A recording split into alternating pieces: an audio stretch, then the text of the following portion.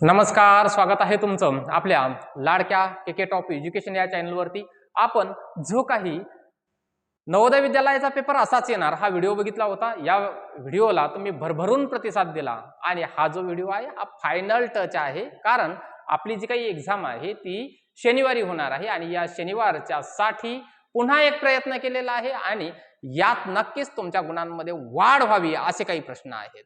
चॅनलवर जर नवीन असाल तर चॅनलला सबस्क्राइब करून ठेवा आणि हा व्हिडिओ 100+ लाईक पर्यंत निश्चितच गेला पाहिजे। तर चला आपल्याला फायनल टच द्यायचा आहे। तर या फायनल टच मध्ये आपल्याला अभ्यासाकडे खऱ्या अर्थाने लक्ष द्यायचं आहे। बघा, पहिलंच आहे वेगळे पद शोधा। पेपर तुमच्या हातात पडल्याच हा प्रश्न तुमच्या समोर येणार आहे, बरोबर। वेगळे पद शोधा।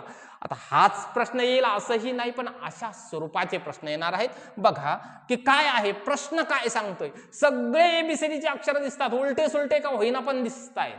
काय आहे या अक्षरांमध्ये? बघा, के इथे के दाखवलेला आहे।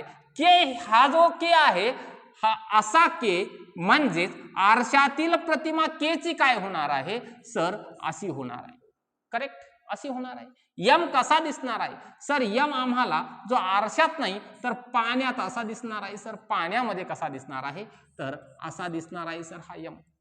करेक्ट, म्हणजे ही आरशातील प्रतिमा आहे, ही पाण्यातील प्रतिमा आहे। आरसा पाणी इमेज शिकलेले आहात तुम्ही, आपण मागच्या व्हिडिओतही घेतलेला आहे आणि जर ज्यांनी कोणी बघितलेला नसेल त्यांनी तो मागचा व्हिडिओ सुद्धा बघून घ्या।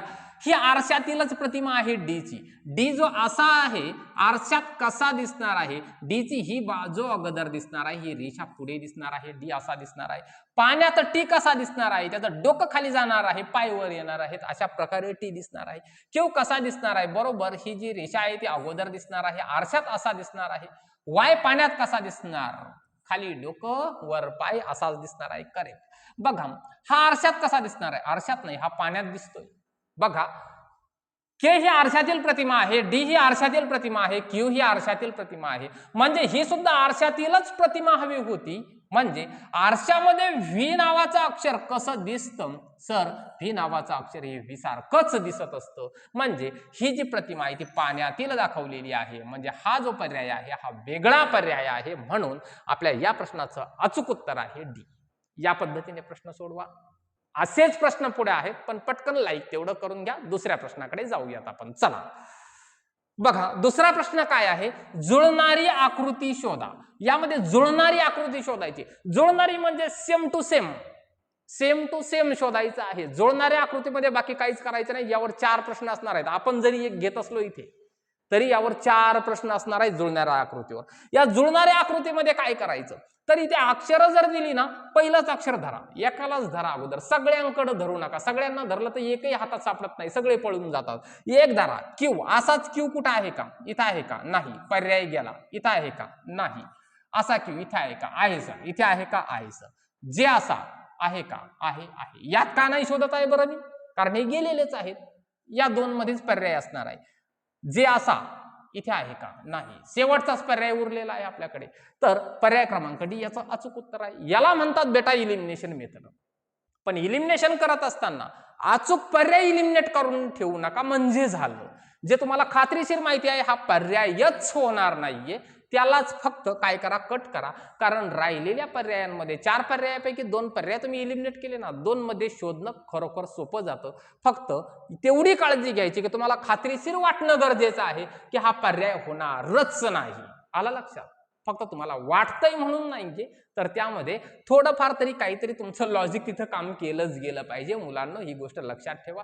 चला पुढच्या प्रश्नाकडे जाऊयात। बघा, पुढचा काय आहे? आकृती पूर्ण करा। आकृती पूर्ण करा म्हणजे काय असतात? यामध्ये आपल्याला एका चौकोनाचे 4 भाग केलेले असतात बेटा, 1 2 3 आणि 4। यामध्ये कोणते तरी 3 भाग दिलेले असतात, एक भाग दिलेला नसतो, तो आपल्याला पूर्ण करायचा असतो। इथे एक आकृती दिलेली आहे, प्रश्न आकृती। ही प्रश्न आकृती काळजीपूर्वक बघा। बघा, काही आडव्या काही उभ्या रेषा दिलेल्या आहेत, काही आडव्या काही उभ्या रेषा दिलेल्या आहेत। त्यानंतर इथे काही टिकल्या पण दिलेल्या तुम्हाला दिसतात। बघा बरं, इथे काय होतंय, या आडव्या ज्या रेषा आहेत या सरळ सरळ सरळ गेलेल्या दिसत आहेत, पण खालच्या याच्यामध्ये जर बघितलं तर या आडव्या ज्या रेषा आहेत त्या कुठेतरी कमी झाल्या असं नाही वाटत का? हो, कमी झालेल्या आहेत सर। किती झाल्या कमी? तर ही एक रेषा कमी झाली, ही खालची एक रेषा कमी झाली बघा. म्हणजे दोन रेषा कमी झालेल्या दिसतात. बरं, दोन रेषा कमी झाल्या, त्यानंतर पुढे काय झालं, तर पुढे काय झालेलं आहे, ही एक रांग गायब झाली सर, ही एक रांग गायब झाली सर टिकल्यांची, याच रांगा राहिलेल्या आहेत. म्हणजेच याचा अर्थ काय होऊ शकतो, याचा अर्थ असा नाही होऊ शकत का, म्हणजे पर्याय क्रमांक जो काही तुमचा एक होता, हा जो काही भाग एक होता, या भाग एक मध्ये अशा काही आकृत्या गायब झालेल्या आहेत. म्हणजेच काय होणार आहे, इथे सुद्धा ही जी रांग आहे ती सरळ राहणार आहे, लाईन सरळ राहणार आहे, लाईन सरळच राहणार आहे. म्हणजे वरची रांग गायब करा, खालची रांग गायब करा, हे कट होणार आहे, हे कट होणार आहे.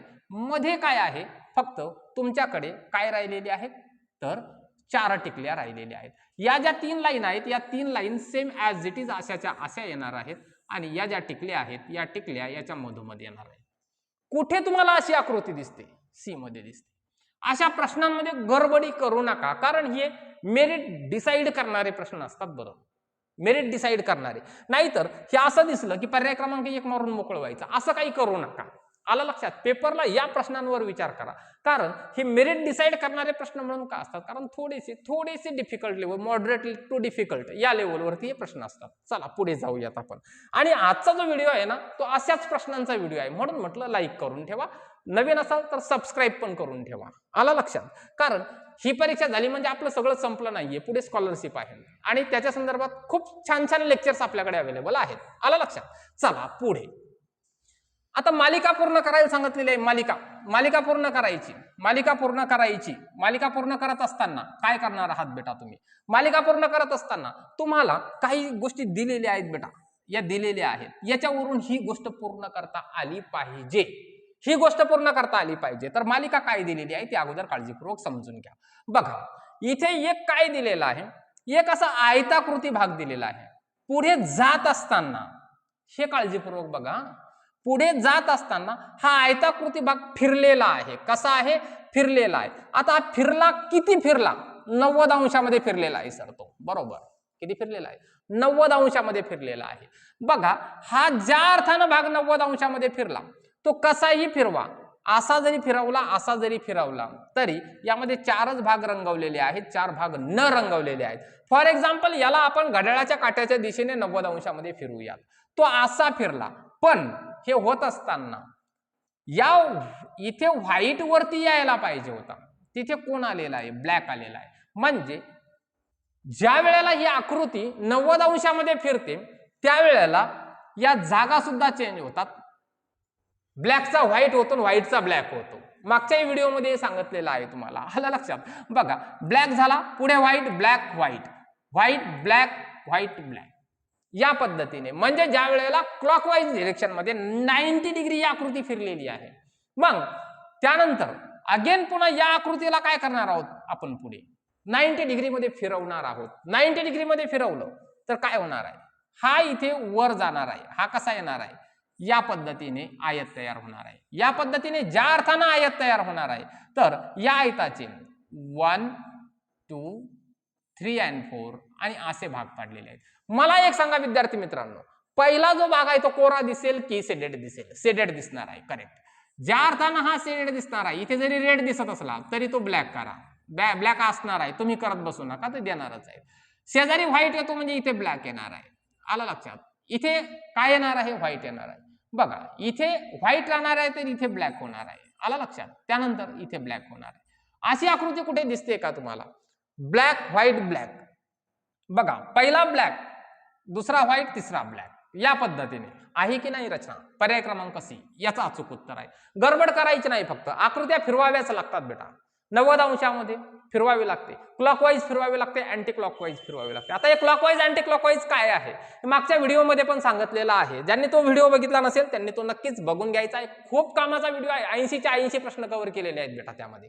बघा, त्यानंतर समसंबंध ओळखायचे आहेत आपल्याला. कोणते संबंध ओळखायचे आहेत? समसंबंध. सम म्हणजे काय? सारखे सारखे संबंध. पण कोणाचे सारखे सारखे?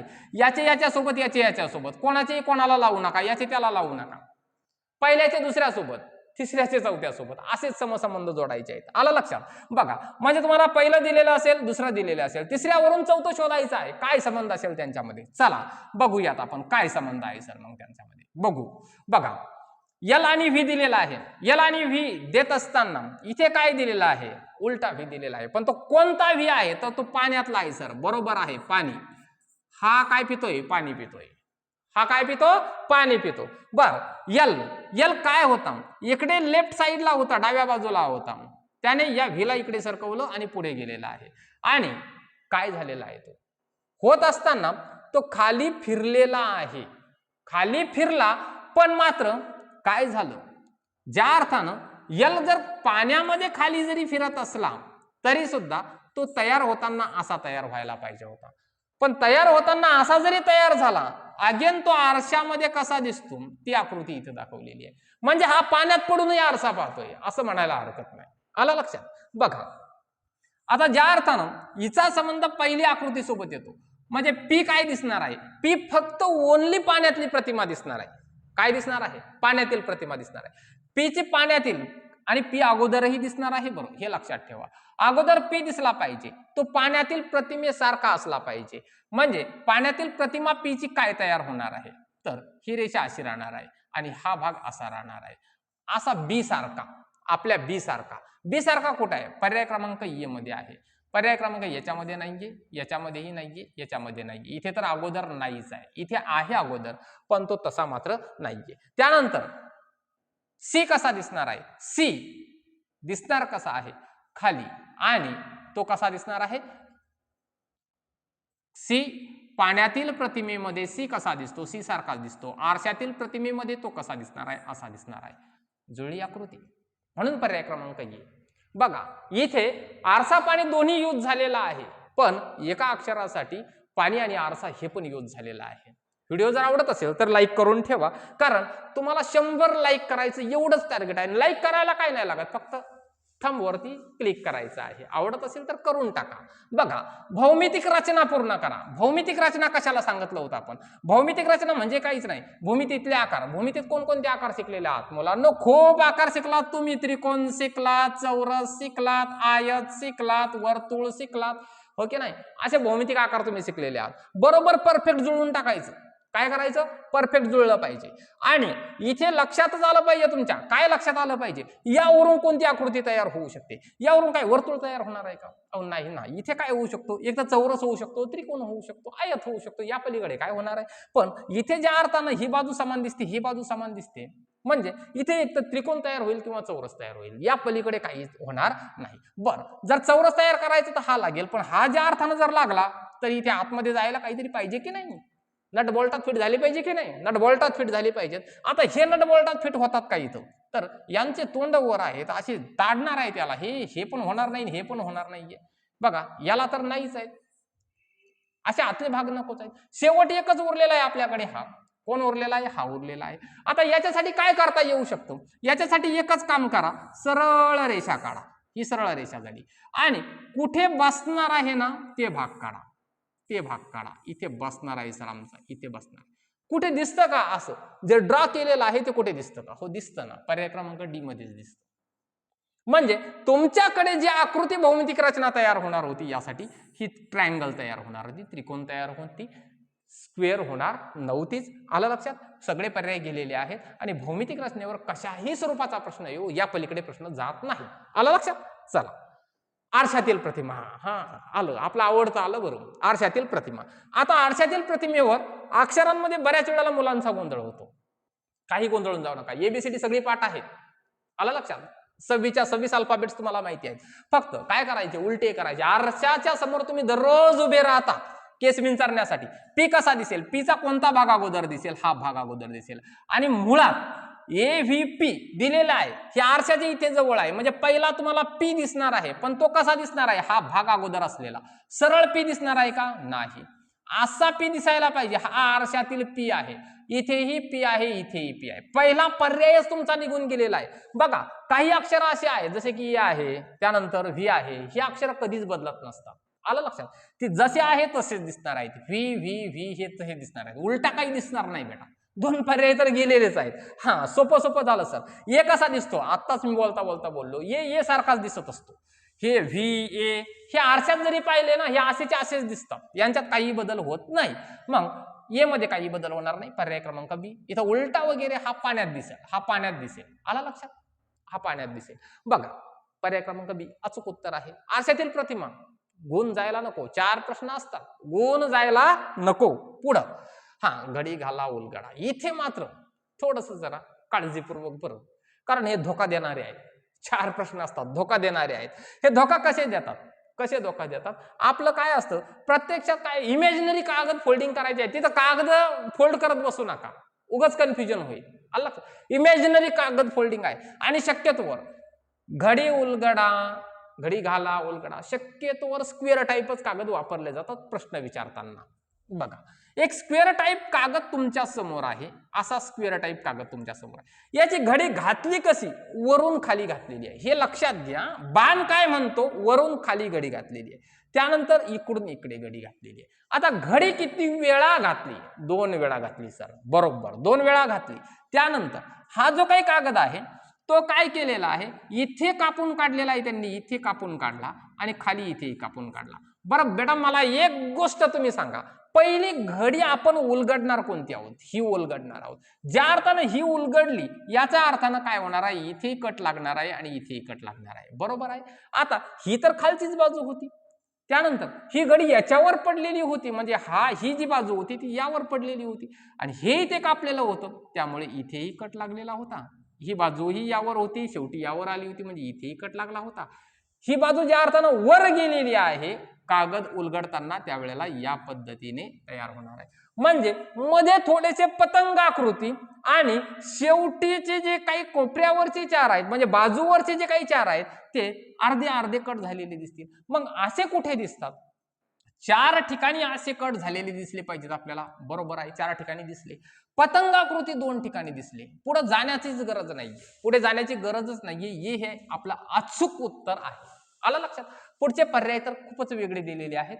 तर या पद्धतीने अचूक प्रश्न सोडवायचे आहेत. जर समजा हा प्रश्न कळाला नसला, रिपीट पाठीमागे घ्या, पुन्हा एकदा बघा. आलं लक्षात? पण हे प्रश्न चुकू देऊ नका, 4 प्रश्न असतात, घालवू नका गुण. आलं लक्षात? चला पुढं. अवकाश कल्पना. अवकाश कल्पना काय करायचं? हे जोडायचं. जोडण्याचा खेळ खूप आवडतो बरं मुलांना. वेगवेगळ्या वस्तू एकत्र जोडून काहीतरी, तुम्ही आजची मुलं ना खरोखर स्ट्रॉंग ब्रिलियंट माइंडेड मुलं आहात, जोडायला खूप आवडतं मुलांना आणि हे जोडता आलं पाहिजे बेटा. पण जोडायचं काय? तर आपल्याकडे इथे 1, 2, 3 आणि 4 भाग दिलेले आहेत. बघा 1, 2 आणि 3 आणि 4 भाग दिलेले आहेत. यामध्ये तिसरा आणि चौथा भाग सेम टू सेम आहे, पहिला आणि दुसरा भाग वेगवेगळे आहेत. बघा बघा आता हे जे आहेत असे आकार सेम टू सेम दिसतात कुठे? हे बघा, हे काळजीपूर्वक बघा. असे आकार सेम टू सेम इथे दिसतात का? नाही दिसत आहेत. Same to same, same to same दिसत नाहीयेत. मग इथे दिसत आहेत का? तर बघा ह्या ज्या पाकळ्या आहेत या पाकळ्या इथे दिसत आहेत. बघा या पाकळ्या सी मध्ये दिसत आहेत. आलं लक्षात? या दोन्ही पाकळ्या इथं सी मध्ये दिसत आहेत. हा जो काही भाग आहे ना हा वर ठेवलेला दिसतोय आणि हा जो काही कुऱ्हाडी सारखा आहे ना तो इथं दिसतोय. पर्याय क्रमांक सी, हो की नाही? तसंच जर बघायला गेलो तर इथेही तुम्हाला तसं इथे दिसतंय बी मध्ये, पण बी मध्ये आणि सी मध्ये यामध्ये तफावत काय दिसते? हा जरा मोठा आहे दिलेला बघा, एवढा मोठा नाही अवेलेबल आपल्याकडे. जबरदस्तीच मोठा करण्याचा प्रयत्न करू नका. आला लक्षात? पर्याय क्रमांक सी हे त्याचं अचूकपणाचं उत्तर आहे. बघा याला आणि याला बघा, साईज बघा, साईज बघा. आलं लक्षात? जेवढा आहे तेवढा ठेवण्याचा प्रयत्न करा, उगाच त्याला मोठं करण्याचा प्रयत्न करू नका. ओढून ताणून हा सेम आहे वगैरे आपलं डोकं आपण लावायचंच नाही. जे आहे ते आहे, कारण MSc ने आपल्याला प्रश्न विचारला ना तर ते बरोबरच विचारणार आहे. आलं लक्षात? बघा चला पुढे. लपलेली आकृती शोधा, लपंडाव. आलं लक्षात? आणि हा खेळ मुलांना खूप आवडतो बरं, लपंडावाचा. काहीच नाही, प्रश्न आकृती एकदम सोपी विचारलेली आहे. एक लांब रेषा आहे आणि असे काहीतरी, म्हणजे हे जसं काही चायनाचे 5 आहेत असं आपण म्हणूया, चायनामध्ये लिहिलेले 5 आहेत. मग आता इथे चायनातले 5 इथं कुठं दिसत आहेत का सर? असा मोठा कर्व दिसूनच नाही राहिला इथं कुठं. इथे दिसतोय मोठा कर्व, पण असं काहीतरी दिसायला पाहिजे की नाही. रेषा बघा, इथं आली रेषा, असा मोठा कर्व होतंय का तयार? होतंय तयार, पण मात्र काय होतंय? फक्त असंच होतंय. याची ही रेषा इथं होत नाहीये सर, नाही होतंय ना. मग चला पुढे आहे का कुठं बघूयात. बघा ही रेषा इथं असा झाली, रेषा तयार झाली, रेषा तयार कुठे झाली? पर्याय क्रमांक डी मध्ये झालेली आहे. बघा रेड पेन तिथे आणि ही आकृती सेम टू सेम जुळली की नाही? पेन्सिल सोबत ठेवा बेटा आणि अशा ठिकाणी गडबड करू नका, कारण दोन आकृत्या जरी तुमच्या इलिमिनेट होत असल्या तरी एखादी आकृती अशी फसू शकते आणि एक जरी प्रश्न चुकला तरी 1.25 मार्क्स तुमचे कमी झाले म्हणून समजा. हे कमी होऊ द्यायचे नाहीत आपल्याला सिली मिस्टेक्समुळे. आलं लक्षात? कारण खरं मेरिट जे आहे ना ते अशा मार्कांवर, अशा प्रश्नांवर लागत असतं. त्यामुळे काळजीपूर्वक करायचं आहे एवढं. आलं लक्षात? चला पुढं. आता असे 10 टॉपिक्स जे बुद्धिमत्तेचे होते सहजगत्या तुम्ही कराल यात शंका नाहीये. थोडंसं गणिताकडं जाऊयात. काय दिलेलं आहे? काय दिलेलं आहे गणितामध्ये? पटपट पटपट आता पुढे जायचं. बघा काय एक पदावली दिलेली आहे. काय दिलेलं आहे? 1 - 1/2. हे तुम्हाला चांगल्या पद्धतीने जमत असेल. ज्यांना जमत नाही त्यांनी काळजीपूर्वक काय करायचं आहे? बघायचं आहे. जो प्रश्न दिलेला आहे तोच ॲज इट इज मी सध्या इथे तुमच्या समोर लिहित आहे. बरोबर, बाकी काहीही नाहीये. तर 1 - 1/5 अशी एक पदावली दिलेली आहे. ही पदावली आपल्याला सोडवायची आहे. बघा इथे छेद समान आहे का दोघांचा? कंस अगोदर सोडवायचा आहे. इथे छेद समान आहे का? नाही. मग इथे काय करणार आहोत आपण? याने याला गुणायचं. 2 - 1/2 हे एका कंसामध्ये गुणिले 3 - 1/3 हे एका कंसामध्ये गुणिले 4 ने याला गुणायचं. 4 - 1/4 गुणिले 5 ने 1 ला गुणायचं. 5 - 1/5. आलं लक्षात? पटपट पटपट वजाबाक्या करायच्या. 1/2 गुणिले 2/3 गुणिले 3/4 गुणिले 4/5. जर गुणाकार असेल अंशाचा गुणाकार करून टाका, छेदाचा गुणाकार करून टाका. बघा 1 गुणिले 2 2 6 24. अंशस्थानी किती आले पाहिजेत? 24 आले पाहिजेत. देन छेदस्थानी काय आलं पाहिजे? 5 चोक 20, 20 त्रिक 60, 60 आणि 60 120. 120 किती आलेलं आहे उत्तर? उत्तर किती आलेलं आहे? 24/120. 24/120 हे उत्तर आलेलं आहे. पर्यायात कुठेच नाहीये. पण 24 पंच 20 म्हणजे 1/5. आलं लक्षात? इक्विव्हॅलंट व्हॅल्यू आहेत या दोन्ही. 1/5 पर्याय क्रमांक बी हे याचं अचूक उत्तर आहे. पर्याय क्रमांक बी 1/5. एवढं सोडवताच आलं पाहिजे मुलांना. या स्पीडला सोडवा, काही अडचण नाहीये. वेळ 2 तासाचा आहे. एवढ्या स्पीडला जरी सोडवलं तरी अचूकपणानं तुमचे गणित बरोबर येतात. आलं लक्षात? पुढे जाऊयात. गणित अशाच स्वरूपाचे असणार आहे, त्यामुळे व्हिडिओ मिस करू नका. शेवटपर्यंत बघा. आलं लक्षात? बघा पुढं काय दिलेला आहे प्रश्न. 72 दशकातून 10 एकक वजा करून त्यात किती दशक मिळवले असता उत्तर 9 शतक येईल. बघा 72 दशक. आता 72 दशक म्हणजे काय? 72 वरती 1 शून्य द्या, झाले 72 दशक. दशकातून 10 एकक म्हणजे किती? 10 वजा करून करा वजाबाकी पटकन. किती आली? 710. 10 एकक वजा केले म्हणजे उत्तर आलं 710. करून त्यात किती दशक मिळवावे? आता 710 मध्ये किती दशक मिळवावे म्हणजे किती मिळवायला पाहिजे म्हणजे उत्तर काय येईल? 9 शतक. 9 शतक म्हणजे 900 येईल. याचाच अर्थ काय होईल बेटा? याचाच अर्थ होईल x ची किंमत काढायची. 900 तून 710 वजा करा. 900 वजा 710 करा फक्त. 900 वजा 710 उत्तर पटकन आलं पाहिजे. इथे राहणार आहेत तुमचे 8, इथे होणार आहेत तुमचे किती? 10. 10 तून 1 गेला, 9 राहिलेले आहेत आणि इथे राहिलेला 1 राहिलेला आहे. म्हणजे 190 म्हणजे किती दशक? किती दशक विचारलेला आहे त्यांनी. 190 म्हणजे किती दशक? तर 190 म्हणजे 19 दशक. 19 दशक. कुठे आहे उत्तर? पर्याय क्रमांक सी हे तुमचं अचूक उत्तर आहे. आलं लक्षात? प्रश्न काळजीपूर्वक वाचा. प्रश्न काळजीपूर्वक वाचला ना उत्तर बरोबर येणार म्हणजे येणारच. आलं लक्षात? येण्याचे चान्सेस नाही, तर उत्तर बरोबर आलं म्हणजे आलंच पाहिजे. कळालं का? पुढचा प्रश्न वाचून घ्या पटकन, समजून घ्या पटकन, वाचूनही घ्या पटकन. रविवारी सुट्टी असते ना? बरं. रविवारी 5000 लोकांनी सिनेमा बघितला. म्हणजे कुठे? टॉकीजला.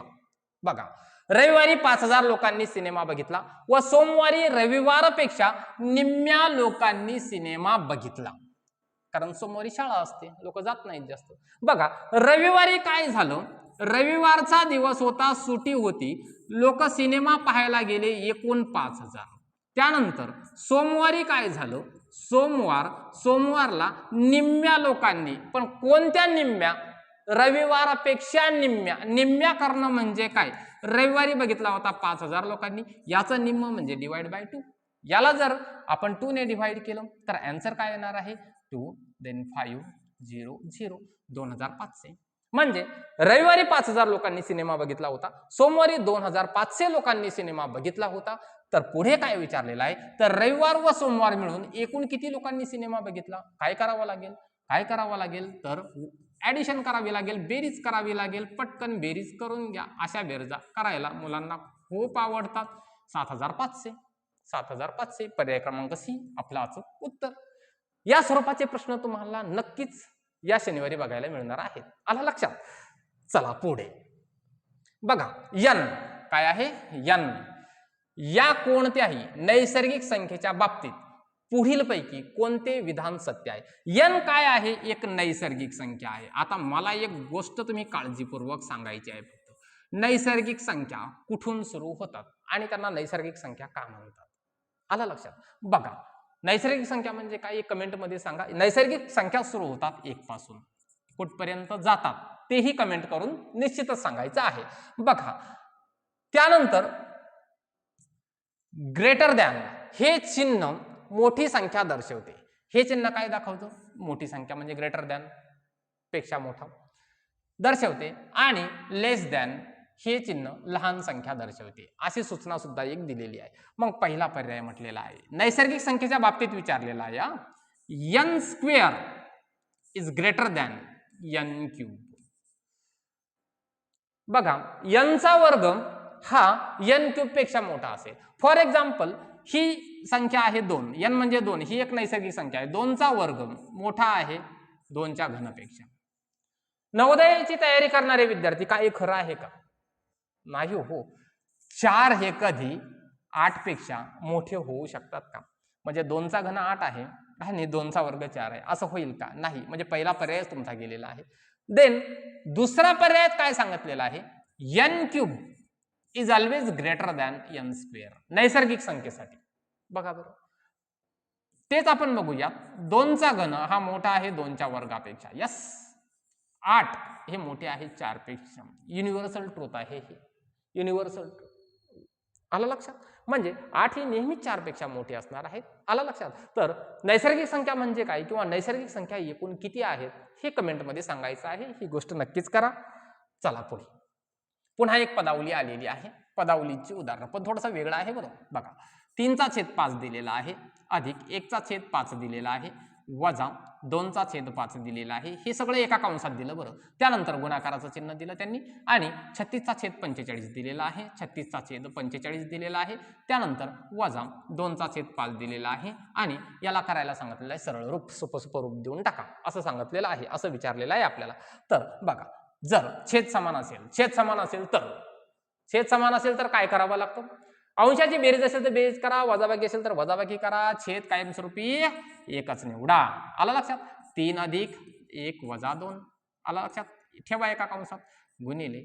इथे छेद समान आहे का? नाही. इथे छेद समान नाही बेटा, इथे छेद समान नाही. मग छेद समान करण्यासाठी छेद कुठे समान होऊ शकतो? याला 9 ने गुणून छेद समान होऊ शकतो. 45 लिहा छेद 36, 5 9 45 वजा 9 2 18. आता हे 18 कसे आले हे शिकण्याचे दिवस आता नक्कीच निघून गेलेले आहेत. आला लक्षात? यासाठी मागचे व्हिडिओ बघावे लागतील. ते का 18 आलेले आहेत? तर 5 ने 45 ला भाग दिला, 9 आलं, 9 ने 2 ला गुणलं म्हणून 18 आले. आता एवढंच लक्षात ठेवा. आलं लक्षात? चला पुढे. किती झालं याचं उत्तर? 4 वजा 2, 4 वजा 2 2 चा छेद 5 गुणिले 36 मधून 18 गेले, किती राहतात? 18च राहतात सर. करेक्ट, बरोबर. 18 दोन्ही 36 होतात ना, म्हणून. आलं लक्षात?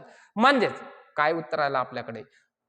2/5 गुणिले 18/45. याचाच अर्थ काय होणार आहे? 18 दोन्ही 36 होणार आहे सर. बर, ठीक आहे. आणि याचा जो काही गुणाकार आहे तो किती होणार आहे? तर याचा गुणाकार किती होणार आहे? गुणाकार करून घ्या, नाही तर दुसरी एक गोष्ट तुम्ही इथे करू शकता. याला 9 ने भाग द्या, 9 2 18, 9 5 45. आलं लक्षात? काय उरलंय सोपं सोपं करण्याचा प्रयत्न करा. 4 2 गुणिले 2 वरती राहिलेला आहे, खाली काय राहिलं 5 गुणिले 5 राहिलेला आहे. सोपं सोपं करण्याचा प्रयत्न करा.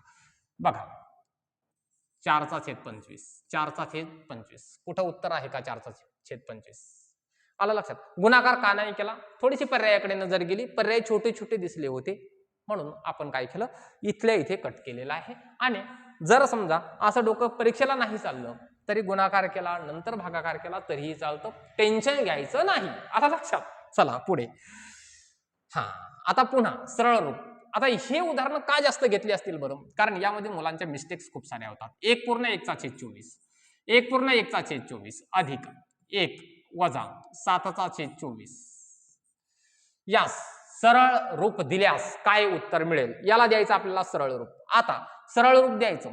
हा एक पूर्णांकयुक्त अपूर्णांक आहे, ही एक नैसर्गिक संख्या आहे, हा काय आहे छेदाधिक अपूर्णांक आहे. म्हणजे इथे दोन अपूर्णांक वेगवेगळ्या स्वरूपाचे दिलेले आहेत, एक नैसर्गिक संख्या दिलेली आहे. या सगळं जर सोडवायचं असेल तर करावं काय लागेल?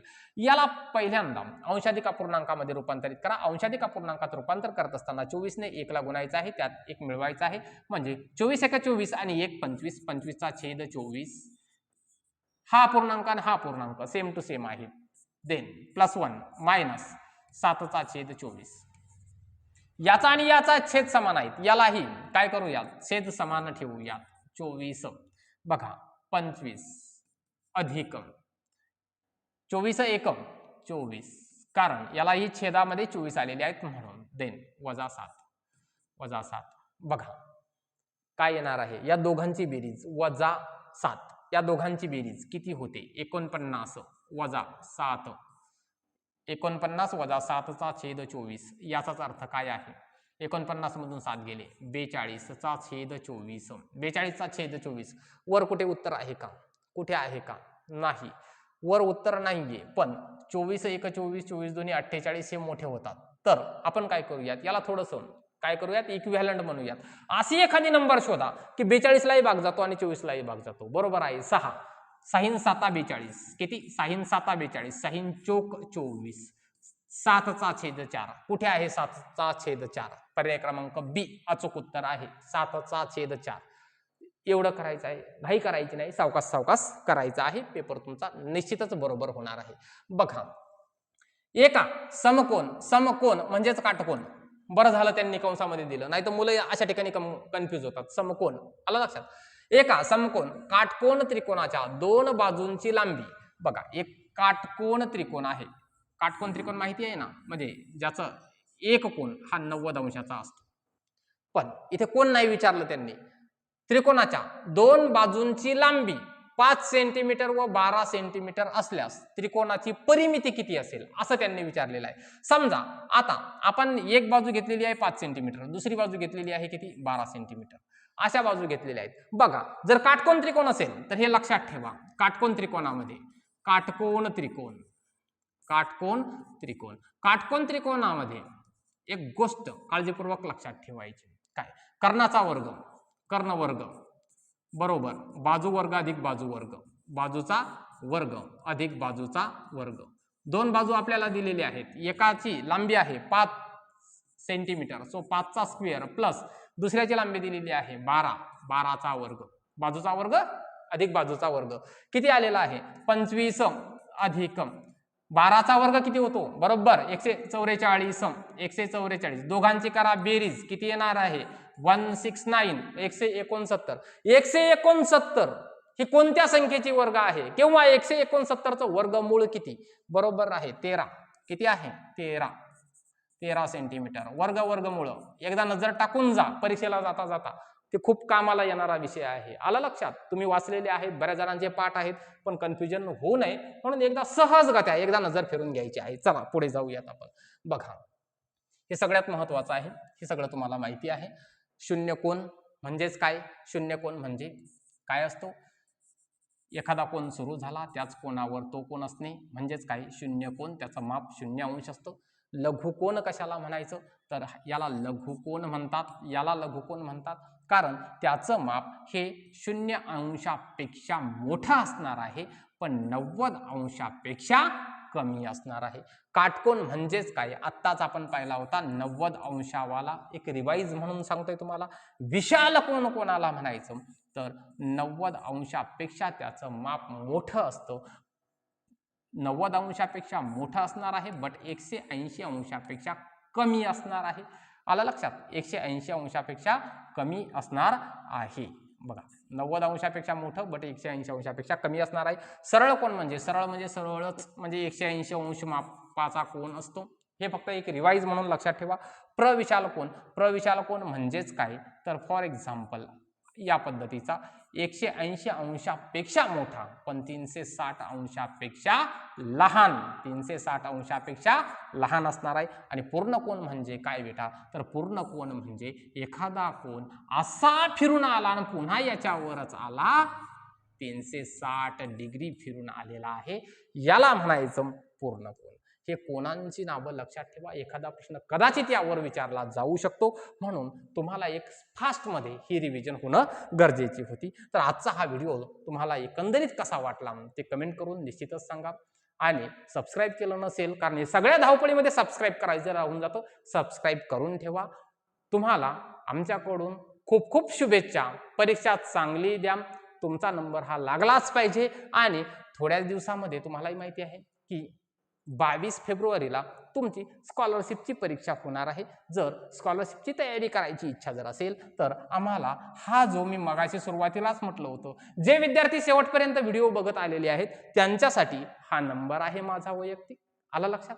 तुम्ही या नंबरवरती निश्चितच संपर्क करू शकता. आणि या व्हिडिओला अजूनही लाईक केलं नसेल तर शेवटी जाता जाता लाईक करून ठेवा, कारण आपलं टार्गेट आहे 100+ लाईकचं. तर भेटूयात नक्कीच पुढच्या व्हिडिओमध्ये. तोपर्यंत धन्यवाद आणि पुन्हा एकदा तुम्हाला नवोदय परीक्षेसाठी खूप खूप शुभेच्छा.